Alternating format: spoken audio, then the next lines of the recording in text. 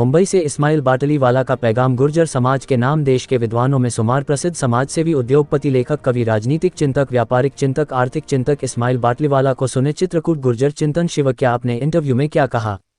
Bureau chief इसरार अंसारी। मैं इस्माइल बाटलीवाला गुर्जर चिंतन शिविर में स्वागत करता हूँ।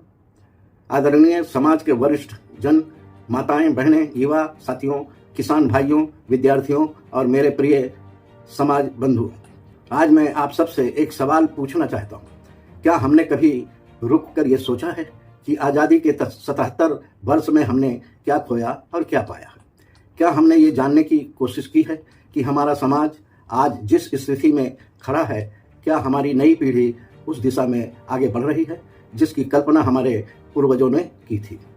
क्या हमारे गांव, हमारे किसान, हमारे युवा, हमारी माताएं, बहनें और समाज का अंतिम व्यक्ति विश्व सम्मान और अवसर तक पहुंच पाया है जिसका ये हकदार है? साथियों, समय समय पर हर समाज को अपने से सवाल करने पड़ते हैं। जो समाज आत्ममंथन नहीं करता वो धीरे धीरे अपनी दिशा खो देता है, लेकिन जो समाज अपने अतीत से सीखता है, वर्तमान को समझता है और भविष्य की योजना बनाता है, वही समाज इतिहास रचता है।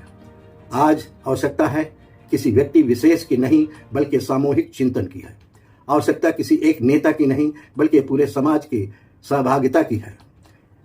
उसी उद्देश्य को लेकर चित्रकूट की पवित्र भूमि पर आयोजित किया जा रहा है गुर्जर चिंतन शिविर। ये केवल एक कार्यक्रम नहीं है, ये केवल एक सभा नहीं है, ये केवल भाषणों का मंच नहीं है, बल्कि ये हमारे समाज के आत्ममंथन और भविष्य निर्माण का एक महाअभियान है।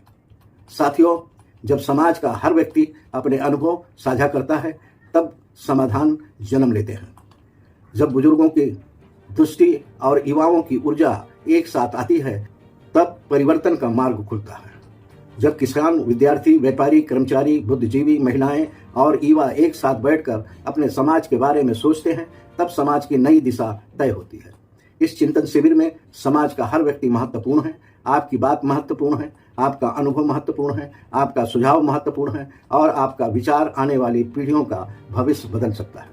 हमें शिक्षा पर बात करनी है, हमें रोजगार पर बात करनी है, हमें संगठन पर बात करनी है, हमारे सामाजिक एकता पर बात करनी है, हमें समाज के उन परिवारों पर बात करनी है जो आज भी विकास की मुख्य धारा से दूर हैं।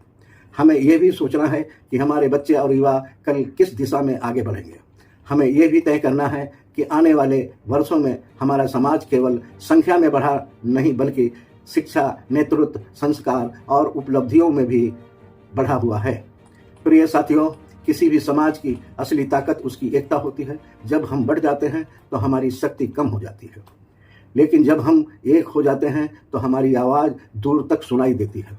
इसलिए आज आवश्यकता है कि हम छोटे छोटे मतभेदों से ऊपर उठें और समाज हित को ध्यान में रखें। हमारा संकल्प होना चाहिए शिक्षित समाज, संगठित समाज, सशक्त समाज, संस्कारवान समाज, आत्मनिर्भर समाज। साथियों, इतिहास गवाह है कि जिन समाजों ने विचार किया उन्होंने विकास किया, जिन समाज ने संवाद किया उन्होंने समाधान पाया और जिन्होंने समय रहते अपनी दिशा तय की उन्होंने आने वाली पीढ़ियों का भविष्य सुरक्षित किया। आइए हम सब मिलकर अपने समाज की ताकत को पहचानें, अपनी कमियों को स्वीकार करें, अपने अवसरों को समझें और आने वाले कल के लिए एक नई राह तैयार करें। मैं समाज के प्रत्येक व्यक्ति से आग्रह करता हूं कि अपने परिवार, मित्रों, समाज बंधुओं के साथ इस ऐतिहासिक चिंतन शिविर में अवश्य शामिल हों।